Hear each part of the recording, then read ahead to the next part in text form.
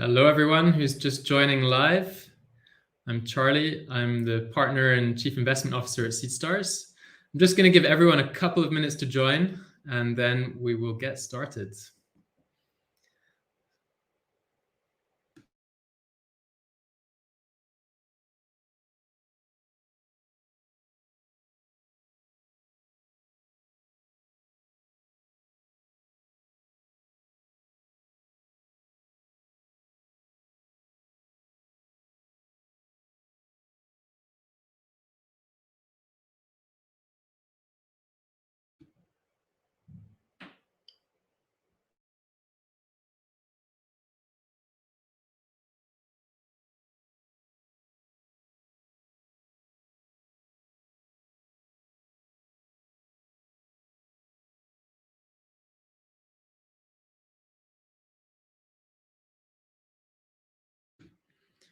I'm seeing the chat, seeing people from Algeria, from Mexico. Alex, hi there.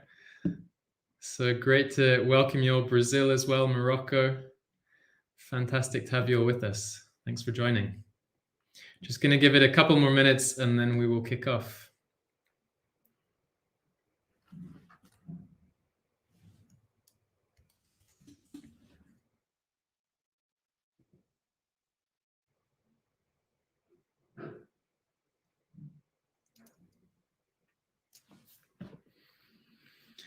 Okay, so welcome everybody. This is our first webinar in a 7-part series about raising non-dilutive capital.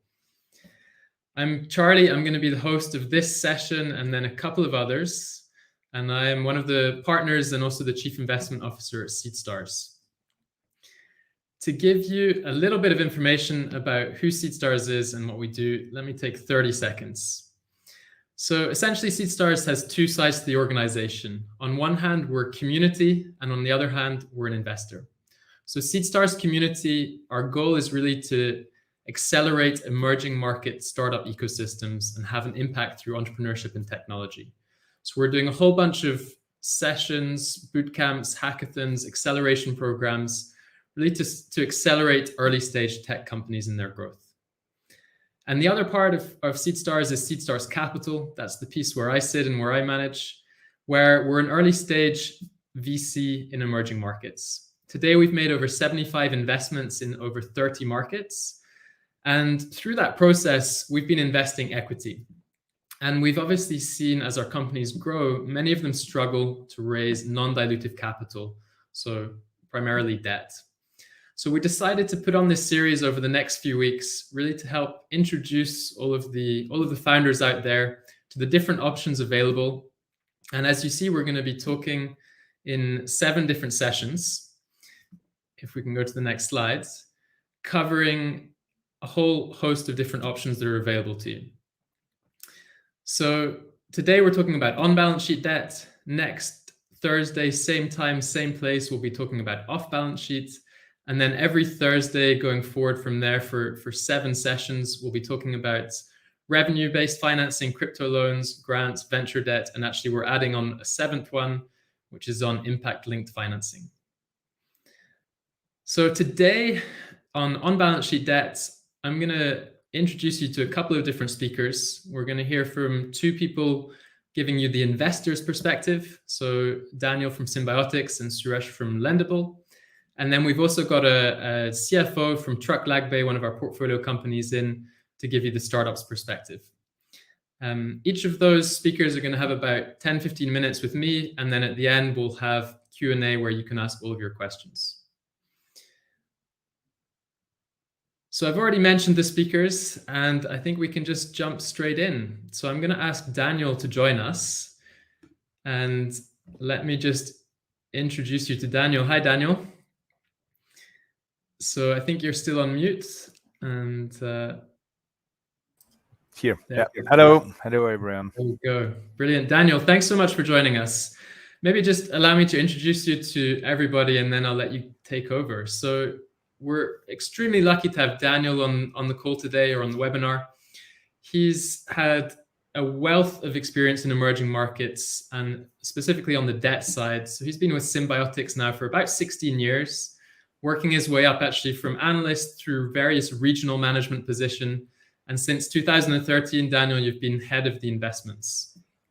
So delighted to have you here today. And I would love to just give you the mic for the next few minutes to tell us quickly what Symbiotics does, how you work, who you lend to, and what the process typically looks like.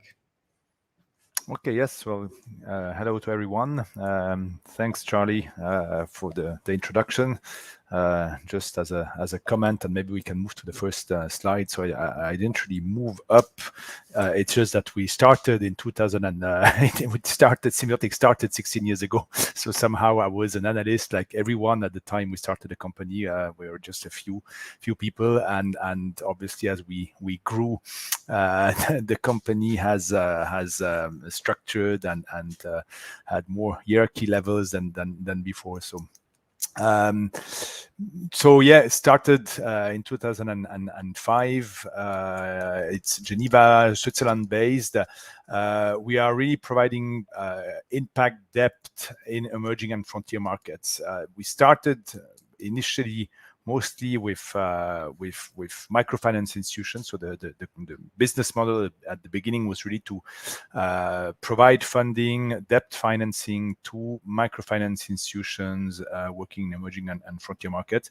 At that time, we were still talking about microcredit. 2005 was the year of microcredit. Then things have evolved. Then it was more talking about microfinance and financial inclusion. Then we actually added up the mostly SME segment, but going through financial institution exclusively. And I think now, well, with the SDG and broader, talking more about impact investing in a broader sense, we are trying really to embrace a larger investment universe and to expand a bit to other fields than the pure financial institution, which remains today our core market to finance the refinance actually financial institutions. In a few words, we originated around $7 billion of loans, mostly senior debt, a little bit of mezzanine as well. We have today 2.5 billion assets under management. We are working with around 30 different funds that we are either advising or managing. So we have different type of mandates. Each of these funds have, well, they not all of them have different strategies, but they have, some of them have definitely different strategies, focusing more on certain aspects. And lately, as I mentioned, I think if at the beginning the funds started purely with an objective of being of investing in microfinance, I think the latest funds, the last funds that were launched, have really a much broader mission or investment universe by looking overall at the impact universe and covering the SDGs. So you see on the slides a few of our clients, mostly institutional investors, be it banks with whom we have partnered, private banks in the Scandinavia, for example, in Switzerland, in the Netherlands. We have a few relations with DFIs as well, and I think this is really the bulk of our investors. A number of pension funds also, especially in Switzerland and Scandinavia. So that's a bit the institutional investors that we are working with. As you can see also on the slide, we have a global outreach. Here you see in terms of volume, the figures, the percentages by continent are in terms of volume, which doesn't necessarily reflect the number of relation of investees that we have, in the sense that typically if we look at Africa, we have a lower volume, but we have more or less the same number of investees than in other regions. So it's mostly linked to the I would say the maturity of the market and of the size of the institutions that we are working with in Africa, which is smaller, and that explains why the figure is lower. But in terms of outreach in number of institutions, we are pretty similar in all region, with around 60-70 institutions by region. So we can move to next slide. This I already mentioned a bit, so you can see it a bit more detail. But financial inclusion remains today our core markets. In financial inclusion, we include actually, so of course microfinance, banks that have a micro portfolio, but also fintechs. I think that's something that we have added more recently, in the sense that we we see a number of fintech initiatives that are really looking, catering actually the market that the bottom of the pyramids, basically. So having an active role in financial inclusion, and so that's where we classified the fintech, most of the fintech that we're working with, in that category.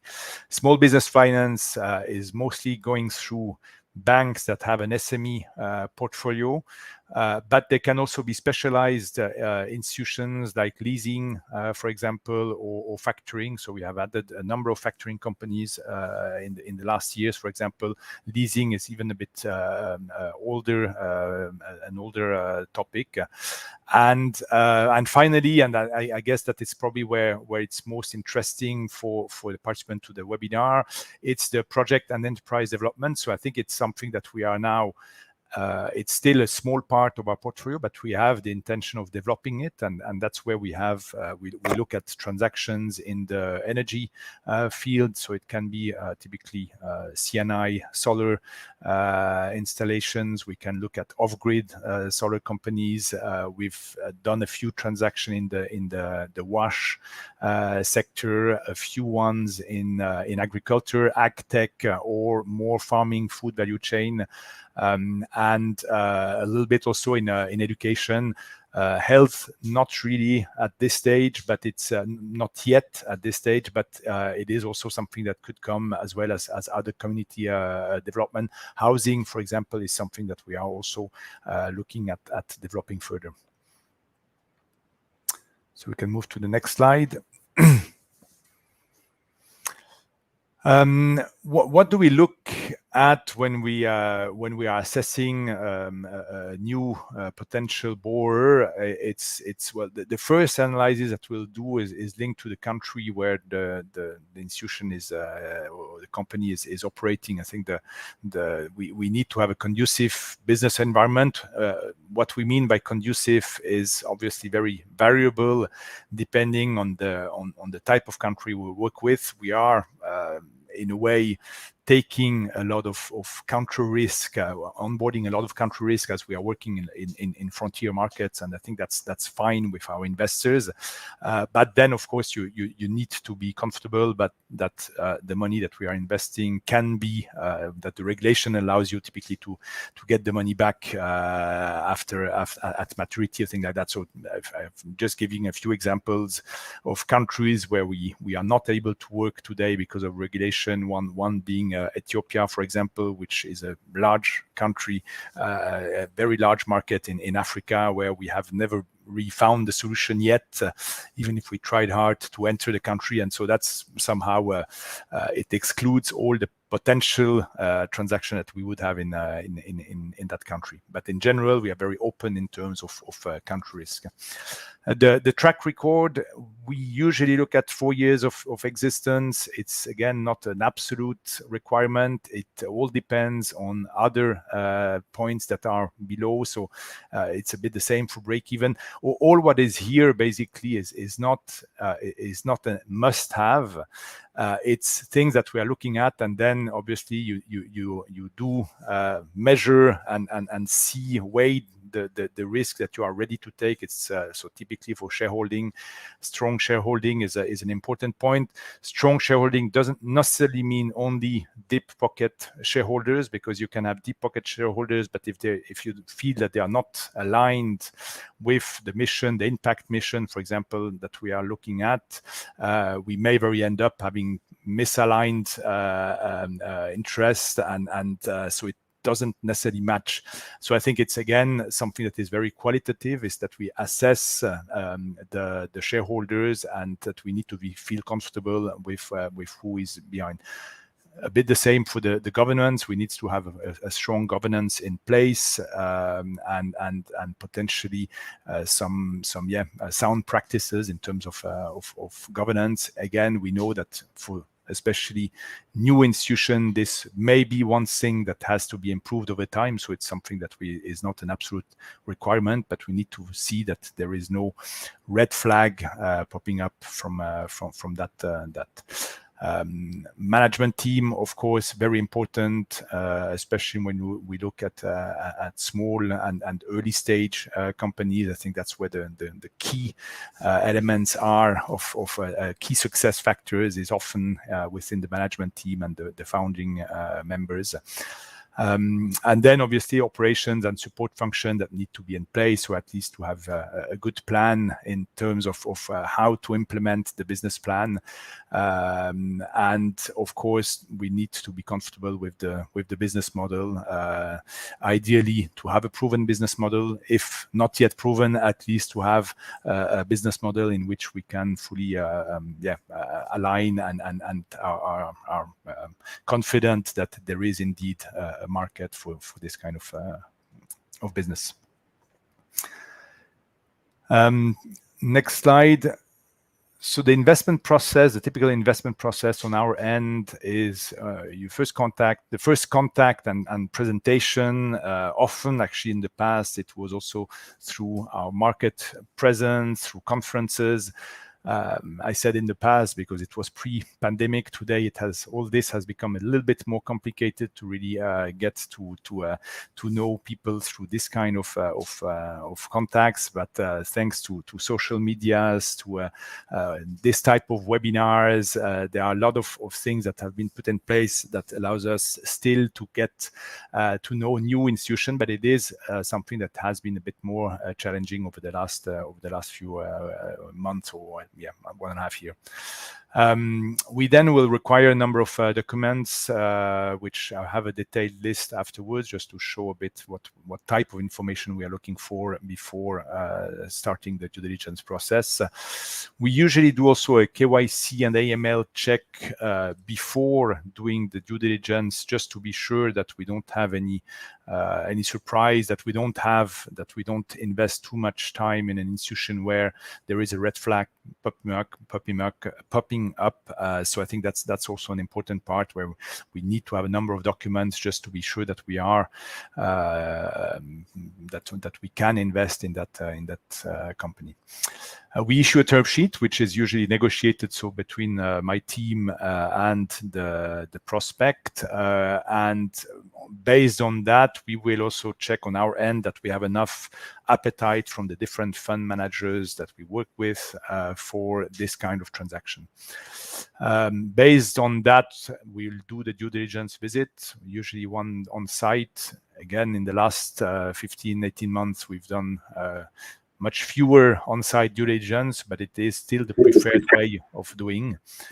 Then we write an investment memo. We propose to the fund investment committee, as we are working with a number of different funds. It can very well be that you have one fund approving a transaction and another one rejecting it because they don't necessarily have the same strategy and the same risk-return appetite.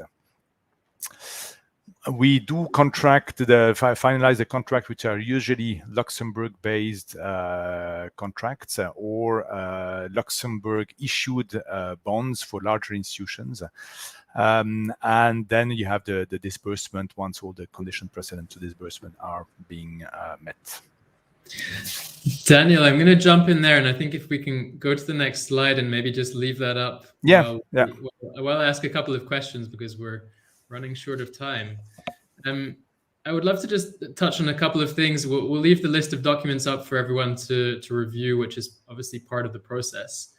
And the first question I would have is, obviously, most of the participants here are going to be early stage, high growth tech companies. And so, either falling in that fintech bucket you were looking at, or the other types of projects you had on the right. And the question I think everyone will be asking is, what about sort of first-time borrowers? Like, what are the main challenges that they face, and how would you suggest that they overcome that? How do they prove to you enough track record, enough stability, and stability for you to consider? Well, I think that's all the point which I said in the first slide. So there are a number of points that we are looking at. not everybody will meet all of that, but we need to feel comfortable. And I think it's true that what is very typical is that you have you need to have a first lender being confident with a company, and once this lender is in, it usually brings other it opens up other relationship, because the first borrower is, I think, the most complicated to get. And I think we really don't have any issue to be the first borrower. I think it's something that we have done on a number of occasions, and we are absolutely comfortable being the first borrower. But it's true that we need to have this relationship. I think a trustful and constructive relationship with the management team of the company, and feel comfortable with the value proposition that they have. Of course, break even and having a track record is much better, but it's not complete. It's not an absolute requirement. Who else do you see as typically being that first lender of record? Who do you typically see breaking down that barrier? Who you mean by name? What kind of institutions? Is it local banks? Is it, It's I think in the impact field, it's less regularly. You don't have a lot of local banks who will be the first mover. So we see more and more. Actually, I think you have local funds. You have a number, and I'm thinking especially also in the venture debt field. You have a number of crowdfunding platform also that have been quite successful in being a first mover. And then, you have peers of us, which are quite a few of them. If you look at Responsibility, Triple Jump, Triodos, they all come more from the microfinance sector beginning to start with, but have moved towards more, embracing more the overall impact universe, investment universe. And I think so they are more interested as well in this kind of transaction. What we have seen also in some cases more recently is that you have club deals being done among these players on quite early stage companies, or on project finance in the solar field, for example. So these are also things that are possible, where we partner with others, and we all take a small bit of the debt, so that it allows really the institution to completely launch its operations. Spreading the early stage risk around. Okay, no, I like that. Exactly. We're going to hear from a few of those other models, venture debts. We also have one startup who raised through crowdfunding in the other sessions, so we'll get to hear from them in the future. Maybe last question for you, Daniel. We're going to have a session next week around off-balance sheet debts. I think Symbiotics typically does on-balance sheet debts, and just wanted to have your thoughts on the kind of pros and cons and the differences there. So we can also do off balance sheet, but it's true that it's something that we are less used to do until now. One reason is that we mostly work through financial institutions where it was pretty straightforward to take the balance sheet risk of the institution, and they would on-lend then to a wide number of micro borrower. I think the off-balance sheet is often the structuring of the transaction is a bit more complicated. It takes more time, I think, to get the transaction going. There are often more regulatory constraint as well when you do off-balance sheet. So it is, I would say, a bit less straightforward, but it is something that has also its advantage, because in the end you don't take the company's risk, you take really the assets of that are in that you are financing. So in a way, it can be very attractive as well when you have early stage companies where you are very comfortable with the collateral that they could provide, and so it's something I think that is clearly, we see it as being something that we will do more in the future, clearly. Brilliant. Thank you so much, Daniel. And I think an important distinction there for everyone listening who may not be familiar with on and off balance sheet debt. So today we're really talking about loan facilities directly into the company, and the company being the borrower of record. So Thanks so much for clarifying that, Daniel, and thanks for your time. We're going to jump off from our discussion and now invite Suresh from Lendable. But we'll see you at the end, Daniel, for some Q&A with everyone watching. Thank you. So, Suresh, hi, welcome. Hey, Charlie, nice to be here. I'm just noticing the variety of countries we have coming in, so I'm loving the Seedstars network. It's extremely global here today, so no, delighted to see everyone from all over the world. And Suresh, thank you so much for joining. Allow me just to introduce you to everyone. So Suresh is Director and Head of Origination at Lendable. Suresh, you spent about 7 years with what used to be OPIC, is now DFC, managing a portfolio of over $1 billion, primarily in Africa in both debt and private equity deals. And at some point, you took an off-ramp from that more kind of public sector into the early stage fintech space and joined an organization called Tala, where you supported them in accessing the sort of global capital markets. And I think what's notable for today is helping them raise about 100 million in debt. And from there, you joined the team at Lendable in early 2020, so just pre-COVID, probably a fun time to join in your organization. And please tell us what Lendable is up to. Yeah, thanks for that introduction, Charlie. So I'll go through a quick introduction of Lendable and kind of how we look at deals as well. So Lendable was founded about 7 years ago, really with the underlying mission to support increased access to financial services for underserved populations globally. The way we approach that, though, is by supporting fintechs and helping them really grow, because we think they're kind of one of the most scalable ways to address this market gap. So we were founded out of Nairobi, and in the first few years really focused on serving fintechs in sub-Saharan Africa through providing debt facilities to help them grow. We expanded to Southeast Asia in 2018, and then last year in 2020, we did our first deals in North Africa and Egypt, and our first Latin American deal in Mexico as well.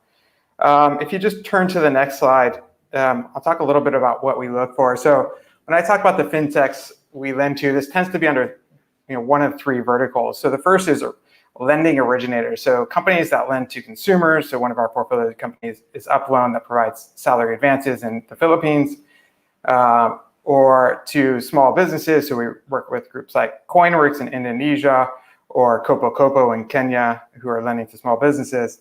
And then against assets, things like motorcycle taxis, smartphones, solar home systems, etc.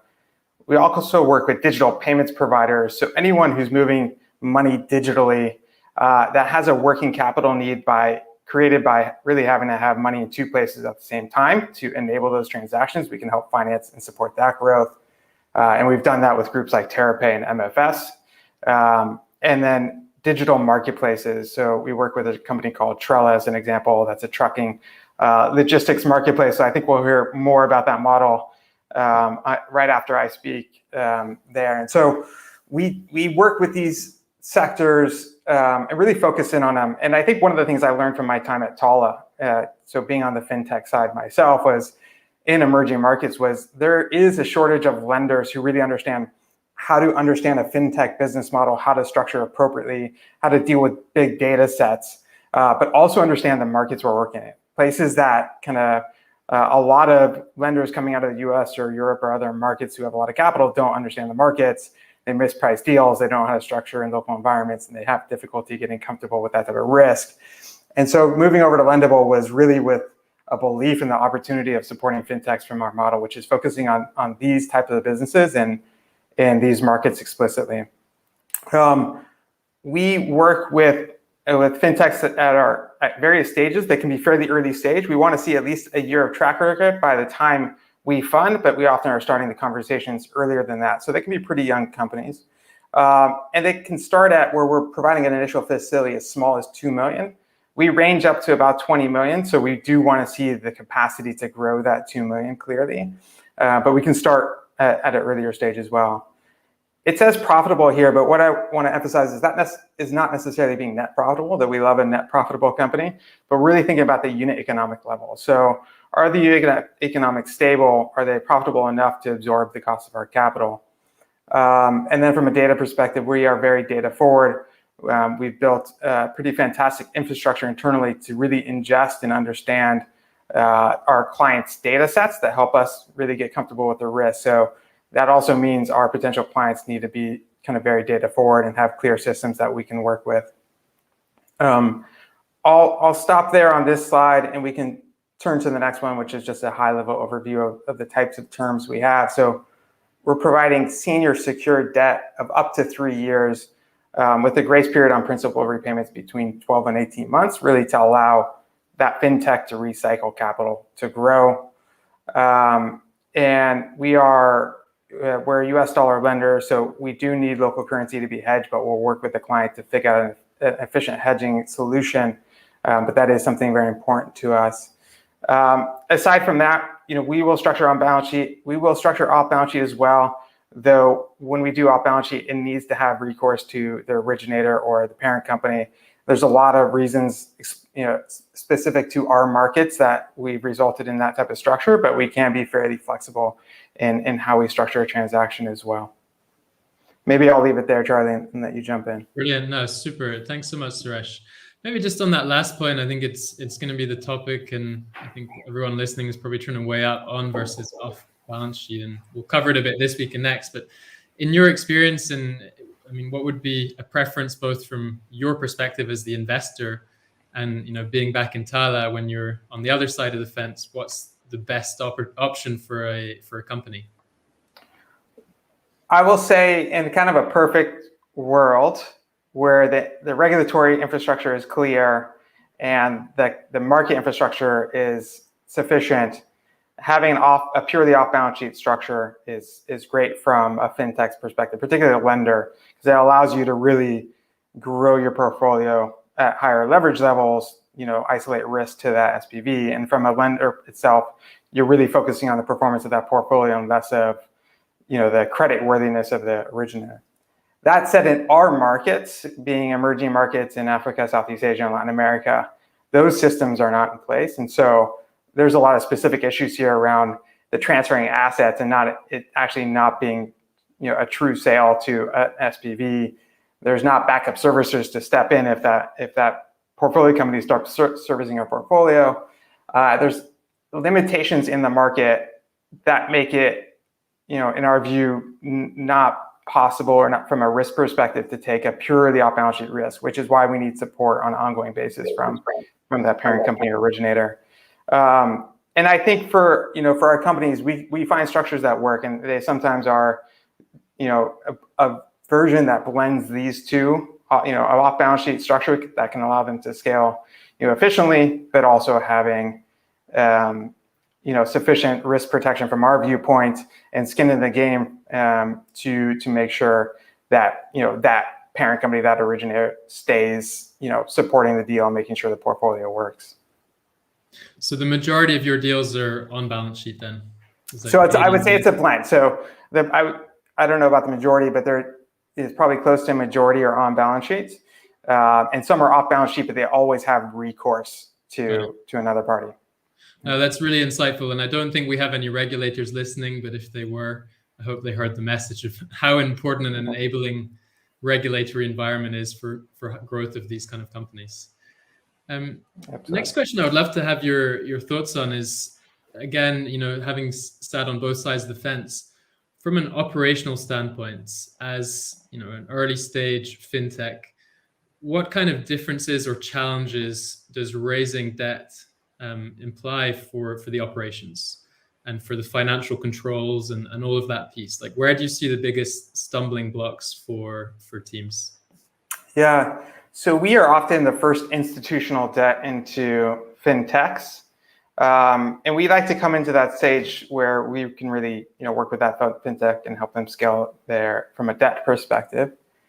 That said, we see a lot of cases where that company is unprepared for a debt raise, which is different than an equity raise. Our risk profile and risk appetite is quite different. We're not getting upside. We want to really protect the financing. And so I think that lack of preparedness can result in kind of pains to the deal process, which really extend it. So for us, one of the most important things is having clean data that we can really access at an early stage to make sure we understand the portfolio profile and get our heads around the performance risk and the economics of the product very cleanly. We look for audited financials as well. It doesn't necessarily have to be before we close, but if not, it's going to be directly after. But generally, we'll actually want it in the diligence phase. One of the reasons there is that, we are relying on the financials for a lot of our assessment, and the financial infrastructure a company has at this stage is not always up to par. And so we want to be able to look through there and have confidence that what we're seeing is actually accurate. And we do our own levels of verification as well, but you can't quite replace an audit. And that can be something that trips up very early stage companies. And of course, we try and work through that, but that's an issue. There was a question in the chat. I saw a comment around, audits not being common for early stage companies, which I would agree with, but at the same time, I see many people doing an audit and actually it not being so costly, not being so complex, and almost better and even saving money in the long term, because you see audits sometimes throw up problems, maybe on the social security or the taxes not being paid properly, and then you just you get into a lot of trouble trying to solve that on a sort of backdated process. So I don't know your experience with audit, but I think it's probably more maybe scares people because it's the unknown, but actually the reality is it's fairly easy to do. Is that a fair comment? Yeah, I think so. In a lot of our markets, there's a regulatory audit required. And so startups are doing them in those markets. And I think it can be done in others. I think it's a question of prioritization. I'd also say as that company is looking to raise institutional debt, it's going to become essential. And at some point, it's going to be essential on equity raises as well, usually a little bit later. But if you want to go out and build a debt raising platform, you're going to need an audit. So I would say think about that from an early stage, because obviously, that it's a long road to get that actually done. Last question for you, Suresh. In terms of the talent or the individuals, the team members you think a fintech needs to have on board to facilitate raising and managing debt facilities, how critical is that, and what sort of skill sets would you look for, knowing that talent is often a bit of a challenge in the markets that we're operating in? Yeah, I would say having someone that's really strong on the finance side is really important. Having someone that has ideally done a little bit of debt raising before as well makes the process more efficient. That doesn't mean it can't be done with someone if it's their first deal, but it takes a bit longer. There's a lot more education, things like that we'll have to do. And having really strong kind of product and credit people, if you're a lender, at least a credit person, that understands the economics of the product, understands the levers to play with, and can really help us get comfortable of the management of a portfolio, for instance, and the risk exposures that company is taking. But I think at the underlying, we interface more so with the finance team, whether it's a capital markets person, which some companies have, or like a CFO or head of finance, and it's really critical to have a strong team there. The last is if you have a good engineering team and data team, that helps a lot for us as well. Definitely.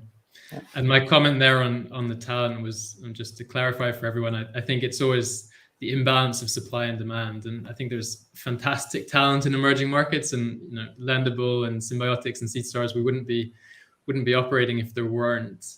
But yeah, it's that imbalance of supply and demand. And I think the opportunity here for probably the startups listening would be to look in the more traditional players in the microfinance space. That's a market that has definitely matured. It's been, you heard from Symbiotics, that's what they've been doing for the last 16 years or so. I think there's a lot of talent there in terms of credit officers, people who've raised debt, managed those facilities. And definitely, if you're looking for talent, it's probably a good place to start. Brilliant. Suresh, thank you so much. We're going to jump over to Ravid from Lagbe, and we'll see you back at the end for some Q&A with all the public. Perfect. Thanks, Charlie. Thank you. So the final speaker we're going to welcome is Ravid. Hi, Ravid. Hi, Charlie. Thank you for having me here. And hi, everyone from all over the world. Brilliant to have you, Ravid. So Ravid is, we're lucky enough to have him as one of our portfolio companies. He's CFO of Lagbe. And Ravid, I would describe as both an entrepreneur and an angel investor. and really someone who's been building companies in Bangladesh and quite key to the development of that ecosystem over the last couple of years. Prior to Lagbe, Ravid, you were an angel investor and then also CFO at Patao, which is Bangladesh's first tech company ever to be valued over 100 million. And from there, you joined the team at Lagbe, where you've been CFO and have just successfully raised your Series A, led by IFC, and also recently closed some debt facilities as well, which is what we want to hear a bit more about today. So Ravid, I'll maybe just hand you the mic for the next 5 minutes or so, and would love to hear what Lagbe does, why you need debt, and how you guys went around raising that. Awesome. Thank you.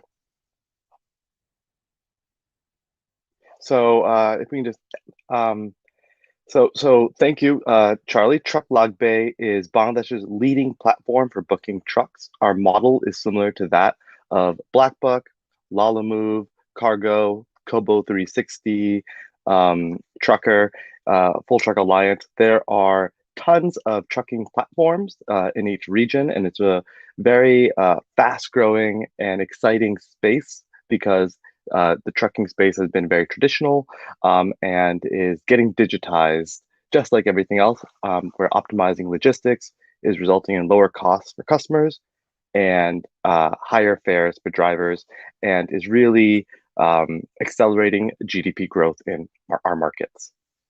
Maybe we can go to the next slide. How our technology works is very simple. Customers can place a trip on the app and then Lagbe, or through our online portal, and then Lagbe matches them with drivers. We serve large customers like Coca-Cola, Pepsi, Unilever. So how does financing impact our business? So let's take a large customer and they will place a trip on our platform. Let's say the fare is $100 and our commission is 10. So what happens is Lagbe will match them with a driver, and then when the trip is completed, Lagbe has to pay the driver. Drivers themselves don't have the ability to wait to get paid from large companies. Large companies like Coca-Cola and Unilever will pay us on their billing cycle. So once we complete the job, they'll pay us 30 days later. This chart here is a simplified version, but I think you can get the idea that between the time that we pay the driver and that we get paid by the customer 30 to 45 days later, right? That cash comes from our balance sheet, from our cash balance. So we use debt to finance the payment of the driver, and then until we get paid by the customer. As our company grows, the amount of capital we have to tie into working capital to finance these trips also grows. So very quickly, a 12-month runway can become 3 to 4 months as more and more capital gets tied up in the business. It's also not a great use of our equity financing. But we can see here how this directly impacts our net margin. Because even if we pay a 12% annualized interest rate, borrow it for a month, we're effectively paying 1% a month, or on a $100 trip, $1.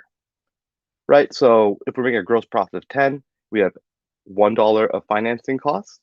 That is that's reasonable for us. But the lower we can lower that, the more we can lower that financing cost, that directly impacts our margin, and also the limit the amount of time that we hold that debt, i.e., getting our customers to pay us sooner. If we can move to the next slide. So just like any other startup, the number one issue is, as a tech company, we have negligible assets. So the bank can't lean anything against it. Emerging market lending is highly reputation based. My founder and I were nobodies. So raising capital, so getting a relationship with a bank was the first step. And the second one is many banks will ask for personal guarantees in lieu of being able to provide assets. So these 3 points can be non-starters for a lot of early stage startups, understandable. But we have to get started somehow. So we began financing trips with our own cash. All our payments happened through bank transfer, so banks could monitor it. We kept track of aging reports, meaning how many days it took for customers to pay us back, and what the quality of our repayment was. This is so important, and we talked about this before, we kept it 100% compliant in terms of tax, legal, and we did invest in audit firms. We're based in Bangladesh.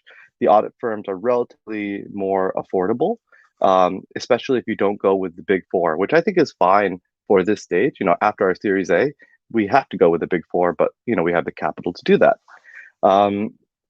And finally, the customer portfolio that we built was also very important because the banks ultimately will be financing against the creditworthiness of the purchase order, right? So the banks are very confident that Coca-Cola, Unilever, and Pepsi will pay us back, right? But if it's a company they're not familiar with, or in our market, a non-compliant company, they're less likely to work with them because they're less likely to finance those trips. So we also had to focus on our customer portfolio of financeable customers. So the bank observed, 3 to 6 months performance. We had everything ready, and then after, leveraging our networks, trying to see where we had relationships at certain banks, and that combined with having all our ducks in order and having a few months of transactions with us taking the risk, we were able to get our first bank. If we go to the next slide. So the first bank we were thrilled to get, these are in Taka terms. So 9% is actually not so bad in Taka terms, given that we have, 5% inflation to 6% inflation in our markets. Bill discount factoring means they will give us 85% of the bill, right? So 15% we have to cover from our own cash balance, but that's still better than nothing. It unlocks that capital so we can finance more trips. Again, as we're growing, the demand to finance trips also grows. And then, this is a typical story, what we've also heard from our investors like IFC, as these companies mature, banks actually start competing to provide you better financing. And as companies have larger deposits, they'll also get better terms. So, another bank heard that we were taking advantage of this facility, offers 8.5. And now today, we've raised a Series A. We're going to have some large deposits. So banks are saying, okay, well, if you start banking with us, leave some of those deposits with us, we can get net anywhere between 2 to 4% interest, right? Because we'll be getting interest we'll be paying a 2 to 4% interest rate because we'll be getting interest from our large deposits.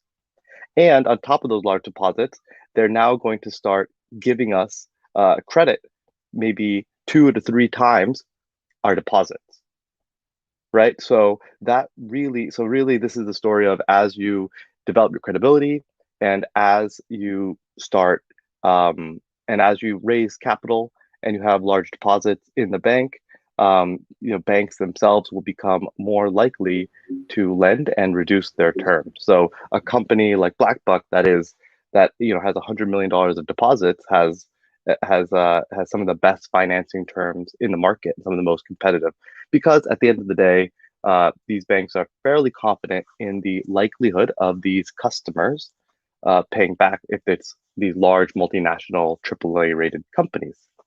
And the last thing on this is that right now even the terms will get better. Right now, companies will only offer 85% bill discount factoring.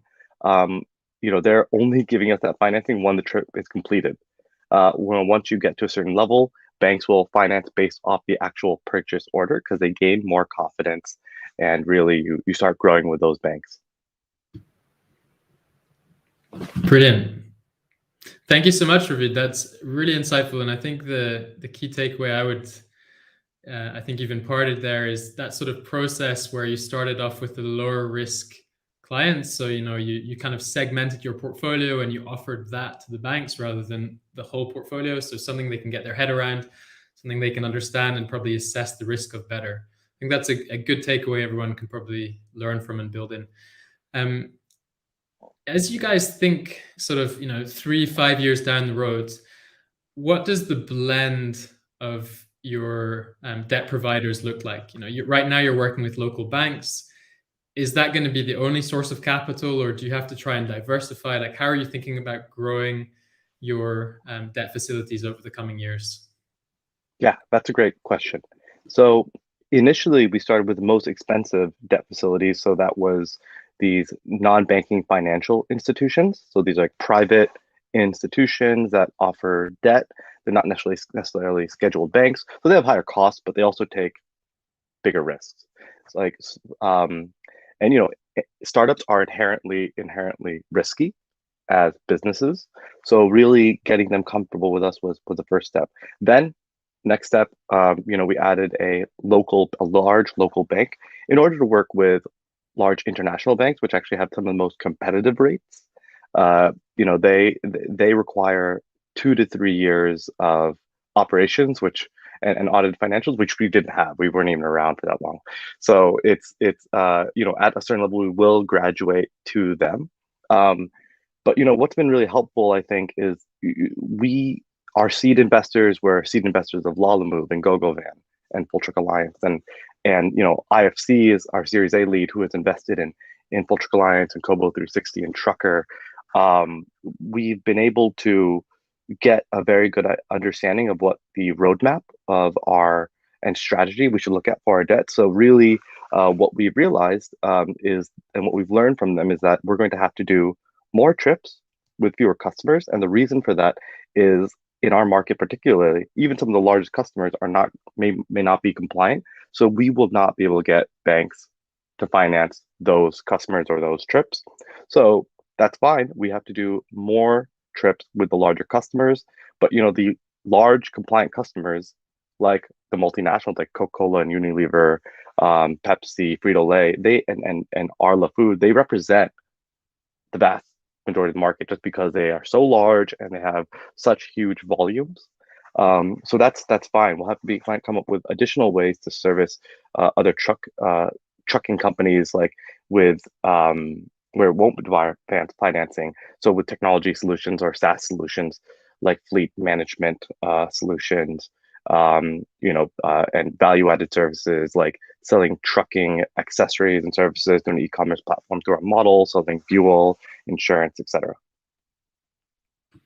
Maybe just last question for you, Ravid, would be how different it was for you guys to raise debt versus equity, and what sort of changes you had to go through internally to manage that debt and control everything that I guess is quite different from what you were doing when you just have equity and there's not necessarily a defined payback schedule on that. Yeah, absolutely. So we raised working capital, which is a little bit more defined, right? Because we have contracts in place. It's understood when we provide the bill to the customer that to pay back within a certain amount of time. However, raising debt was much, much harder, especially as a startup, again, with very limited assets, very limited historical progress. We've been around for about 3 years now, really, as a proper startup, I would say or a proper company with audited financials, 2 years. So young companies, startups, loss-making companies, these are all red flags for debt. For equity investors, of course, they are risk-loving, and they are happy to invest in these kind of in high-growth, loss-making businesses. So that wasn't the challenge. Actually, getting debt was the challenge. I had tried, my CEO, myself, and we have a head of finance who's ex-KPMG, has great relationships in the market. We had been trying for the past 1 year to get a bank to just even meet with us. We finally got a meeting, and they said, "Look, this is not something we can do right now, but share your progress with us." So we just consistently shared progress, and finally got a very small line. Right, we were able to raise $1 million seed round in 2 months, but took us maybe 6 to 8 months to get $100,000 line of credit, right, for Arla Foods, Danone, the huge dairy company. It's a shame to hear, but sadly the truth. But thanks so much for sharing, Ravid, and for all the great tips. And what I think we'll do now is we'll invite Suresh and Daniel back into the room as well. and see if there are any questions from the audience. So anyone listening, feel free to just write in the chat if you have questions, maybe address who that question is for, and we'll see if we can take a few of those before we run out of time.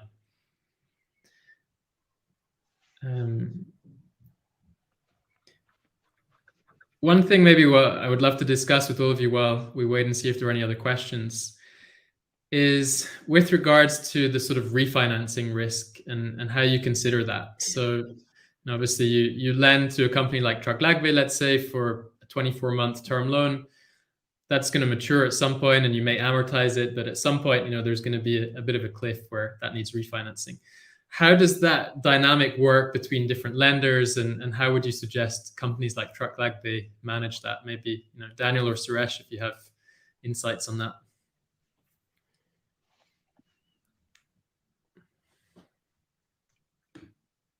Well, I can take it. I think refinancing is obviously a big topic when you assess an institution, and I think it's actually very different also when you look at a financial institution or at a company that has that doesn't have financial assets in a way like a financial institution who has a loan portfolio which generates cash quite on the regular and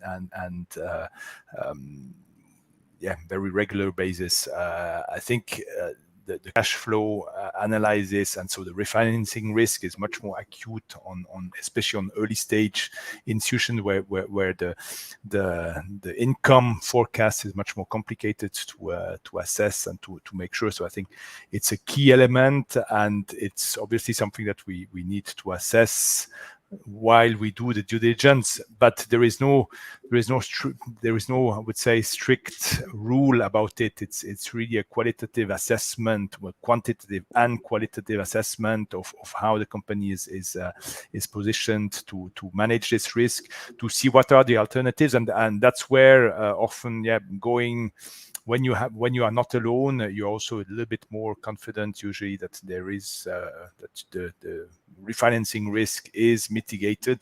If you are the only lender, the refinancing risk is really on you basically, and it's okay for a while, but I think we've seen a number of situations where actually we have not renewed loans because we were still alone at the end of the maturity of the facility, and we were not so sure that the company was really moving in the right direction and was really strengthened since we started the relation. So it has happened that we actually decided not to renew a transaction because of the perceived future refinancing risk. Thank you, Daniel. Suresh, as often the first lender in, I mean, how do you guys think about that? Is that something you're worried about? Yeah, so certainly as a base case, we're not counting on refinancing. If things are going well, quite honestly, we want to continue growing with that client over time and staying in for the long haul. In the downside scenario where we do want to get out, I would say one is we are amortizing, so we don't do any bullet loans, and so we are spreading out our payments typically over kind of 18-month period. And so it gets paid down over time, which lessens that heightened need for an influx of cash to pay us off. Second is we are underwriting and collateralizing based on a pool of receivables that could be liquidated in the worst case scenario to pay us off. Right, we're sizing our debt against those assets usually on an advance rate or loan to value basis, and so there is kind of a value in those assets that can be liquidated depending on the type of company we're working with. Defines how quickly that can be turned into cash. And what I'm talking about are like receivables. So a fintech that's lending and has a loan book that's paying back cash on a monthly basis, rather than investing that back into future growth that they need to pay us off, they can actually put some of that into paying us off. And so I think we're trying to build in structures where we're not ever reliant on being refinanced to get out of a deal. Obviously there's scenarios where that could happen, but that's something where, as we're thinking about our ways to get out of our transaction, that's fairly far down the list. Okay. There's a question there in the chat, Suresh, maybe you can take around bullet loans and a company there who's got a term sheet for a bullet loan, and what would you recommend, or what kind of points would you make for them to analyze that or consider that better? So I think from a fintech startup point, I understand what the attraction is to having a bullet loan, to keeping the money out there as far as possible. I think what it presents to you and the lender is this refinancing risk point. If they decide not to renew, it really puts you as a business at risk to continue operating as you want to, right? And so I think that can be a bit dangerous. So I would say make sure you have a plan on how to address that if they choose not to go forward. It also depends on, what your own business is, how quickly you can get liquidity if you need to pay it off. But, we see it as risk from a lender standpoint. When I was sitting up with my Tala hat a few years ago, I would see it as risk there too. Maybe just to add on this one, I think we do regularly bullet loans, but it's usually on very mature and relatively large-sized financial institutions. It's true that on earlier stage companies, it's something that is much riskier, and I think it's true that it puts you and actually the investee in a risky position at the time of when the loan is maturing. So I think it can be attractive, I understand, but it is clearly a riskier structure of the loan. Thanks, Daniel. There's a question from Gustavo, Red Capital, saying he's got 7 years experience financing SMEs, less than 1% default. And is it feasible to raise on-balance sheet debt? And I'm pretty sure the answer is yes, but... Yes, sure. At least on our end, that's typically the kind of institution that we could consider after which such a track is I think absolutely sufficient to look into it. There's another question on the. Sorry, Suresh, go ahead. No, I was just going to say I'd agree. That sounds like a good fit. I think so. The other end of the spectrum, I think the opposite case here, is debt financing feasible for a startup at pre-revenue stage? So I would say, it'd be very, very difficult unless you had some assets to lean against it, right? It depends on what kind of assets you're building. But I think the key thing is we had revenue, right? Cash was actually running through our business, through our bank accounts. So basically that purchase order, right? That revenue is a promise that, Coca-Cola will pay us, right? And the bank can have confidence that they will pay us, right? And so they're happy to finance on that. And they can also see what our margin is, what our commission is. So they can see that we're going to be able to service the strip, make enough gross profit to also service their debt and pay their principal, right? And so I think that is the key here for startups that don't have assets or don't have the ability to give, corporate guarantees or personal guarantees. If you get a big project or big order, perhaps you can get, and the payback is high confidence, then you can, and extremely high confidence, right? The threshold here is quite high. The bar is quite high for debt. Then yes, you could raise capital, but that purchase order kind of represents your revenue. Yeah, I'd agree. And I think pre-revenue, it's more likely to be you as an individual that can raise debt. You could, if you're lucky enough to have a house, you could remortgage that or, borrow against it. But I think it's going to be very challenging as a company.